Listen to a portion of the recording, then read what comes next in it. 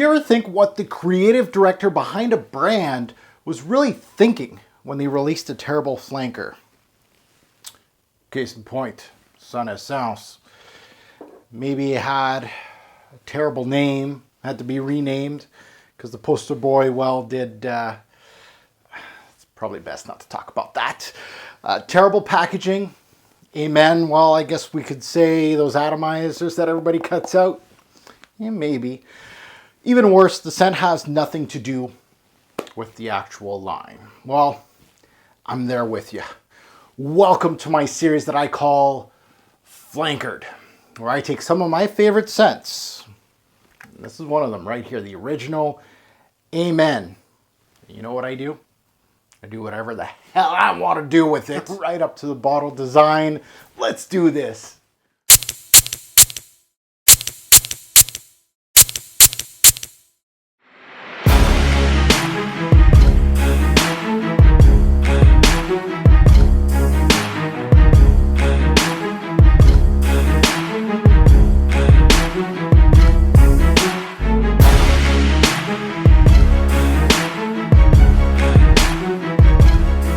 Fragrance family, welcome to my second installment of Flankered. Please check out my first installment, the inaugural Flankered video, which was, of course, one of my favorite designers of all time, I'll. That's where I started. That was my roots.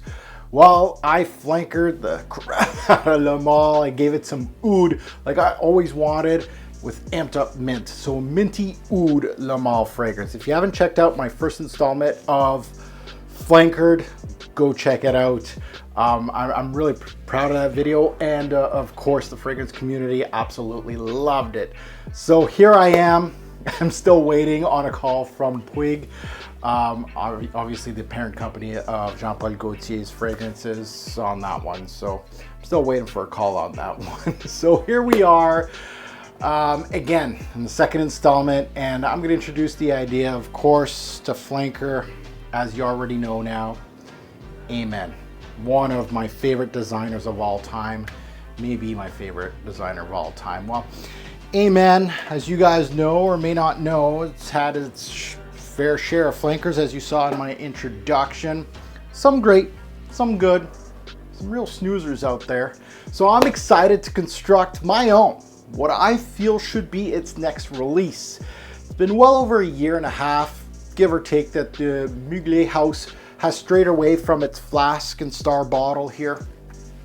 They haven't done one yet. I'm kind of, everybody wanted them to do something a little different. And they did with, of course, their Mugler Cologne series. They released several flankers for Mugler Cologne, which is nice, but I want to go back to flankering up Amen.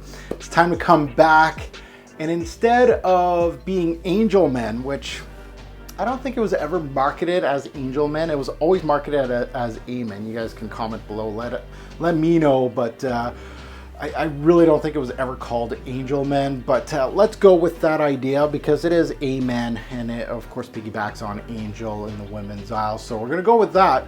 And what I'm going to do, I'm wearing red because for good reason, because we're going polar opposite, boys. We're going with the devil with this one. I'm going to bring you my idea, including the brief before the concept obviously flowers up to what you're going to see in this video today. We're going to talk about the name that you already see, you already know, the bottle design, you've already seen it in the thumbnail, the notes, and what I would like it to smell. So come on to this journey with me. So let's start with the brief. As you may know, the creation of a new fragrance always starts with the brief. The man in charge needs to let everybody know at the company what they're striving for, what they're going to do with the new release. This could be a process that could be years in the making. It could be months in the making. But this is where it starts, at the table where the idea blossoms. So here's my brief to the crew, to the Mugler crew. So first and foremost, we'll take a look at the nose, because that is the most important part of our process. So my brief to the nose was, Amen has been flankered to death. We all know this. It kept the same DNA in most parts with minimal changes. or amplifying certain original DNA, right? They brought up the coffee. They brought up the patchouli in certain ones. So case in point, they've just brought up certain notes in Amen and really trying to keep that original DNA. We want, or I want, this scent to come from the abyss. I want it dark. I want it hot, smoky, spicy, red, black, gothic. Some of the terms that I'd like to utilize to describe this scent. Most importantly, take a page out of Nasomato's Black Afghano, this fragrance right here. To all my designer heads that don't know what this is Black Afghano from Nasomato. I'm introducing you to this great juice. It's black juice. This is not the bottle that's black, it's the actual juice inside. So I do want to take a page out of Black Afghano because I do want the juice to be dark black. So let's get that black Crayola out because we are going to go dark black because I do want that star on that Amen bottle to be black, and I don't want it to be paint. I want it to be the actual fragrance. Let's get away from the gourmand side. That's something that's going to be a little crazy here of Amen. This may be a faux pas to the original fragrance, but this is what we're doing here. We also need some boozy aspects, of course, as per the name of the fragrance. We're going to get into the name of the fragrance later on in this video. We're bringing back the nose of Jacques Coutelier to take care of his baby, but I'm also bringing in an expert of course, some weird stuff. I want an expert that has worked with Comme des Garçons and État Libre d'Orange to give us a twist on this fragrance. I want the signature patchouli to stay. I want the tar-like quality of the original Amen amped up. Gives me smoke and lots of it, and give me red and black qualities. Now, packaging and ad. I want the star bottle, but no. I don't want the rubber flask. Don't do it to me. Don't do it to them out there watching. I want the metal flask. Right? I don't want to see any YouTube reviewers cutting out this little part right here. Now, this one works like a charm. Let's go with that one. The metal, it's going to be candy red. It can't be silver like that. Candy red. I heard enough problems with the atomizer. Not here, especially with my name on it.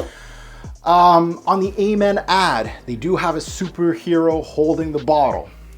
We all know who's going to be holding this bottle. The devil himself. The box itself, to go with the darker theme, we're going to go with, we're going to steal a little bit from By Killian. The box right here that looks like this, from By Killian, we're going to steal that idea. We're going to have like a coffin-like quality to this presentation. Not a fan of just the cardboard box. It's going to bring up the price just a little bit, but I like presentation to every single detail. Now let's get into the finished product, and this is where I get a little excited. So the name, and why choose this name? Well, the name itself, as you can see from the title of the video, is called Lucifer's Elixir. I wanted something to portray the end of the Amen lineup. The devil took a hold of it, put his own spin on it, and turned the juice black, and there's only so much of this magic elixir to go around. As per Mugler style, we're going to continue with the theme of limited edition flankers. I know a lot of you don't like that, but it just gives it a little edge, and so you got to blind buy some fragrances. This is going to be one of those that you don't want to miss. Now the supply is only going to be, you guessed it, 6s across the board. So 666,666 bottles are only going to be released. And guess what? We're also going to give out a special edition bottle, which is, they're all going to be numbered, and one of them is going to be edition 666. And that person's going to get free refills because these bad boys are refillable. For a limited time, of course. And the one that gets bottle 666 gets free refills for 666 days. So obviously, we're going to release it on October 31st. Gotta do it. Ultra Zest and Crypto Mint already started the demise of the Pure line, right? There's no more Amen Pure, insert name here. Ultra Zest and Crypto Mint kind of got away from the Pure line of flankers, and this is along the same theme. But we also wanted the customer to know this is a Mugler scent. Nothing says Mugler like that star-shaped flask. So we had to keep the bottle design. With the name, there was some hesitation from the group, but you know what? I calmed them down. I said, look, there's liquor companies, among others, that utilize edgy names. And with Tom Ford releasing Effin' Fabulous, come on. We got to piggyback on the edginess, right? Just like Tom Ford, Mugler prides themselves as trendsetters, right? When they released Angel and Amen, they were trendsetters. So we are going to be one of the trendsetters to have an edgy name like this as our release. So bottle design and color scheme. I was thinking of making a straight up Amen flanker, pure something. And I had tons of ideas, and I may still do one on this series later on in Flankered, once I flanker up a couple more fragrances. But I really wanted to run with this idea that's totally off the cuff. When thinking of bottle design, I still wanted it to be tied with the Amen series. With the recent Crypto Mint and Ultra Zest, I said, hey, they're getting away from that pure insert name here, so I'm okay with that.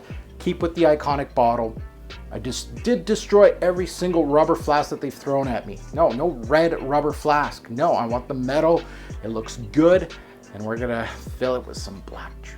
Now looking at the notes, the note breakdown, I can't wait to share with you. No shape or form am I a nose or a parfumier, so keep that in mind when I'm going through the note breakdown. This is more of a draft that I would give the noses. I'd be like, this is what I want the note breakdown to look like. This is what I want to see as the final product. Now some of the notes may not make sense. It's all about the idea of that scent. So the noses I chose, Jacques Huclier, of course, and Antoine Lai. These are the noses behind this fragrance. Huclier for obvious reasons. Amen is his baby. Can't do it without him. And obviously Lai to give his Eldo and CDG weirdness to the creation. I told Antoine Lai that's Comme des Garçons. This is a little bit of an inspiration from the synthetic series of Comme des Garçons. They have two fragrances here that I absolutely love. They're both called Garage and Tar. Very, very unique.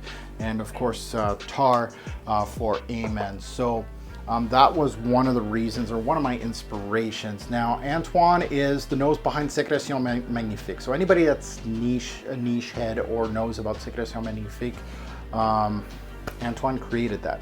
So he knows how to make things a little weird. And he also did 888 for Comme des Garçons, which is also a very interesting release from CDG.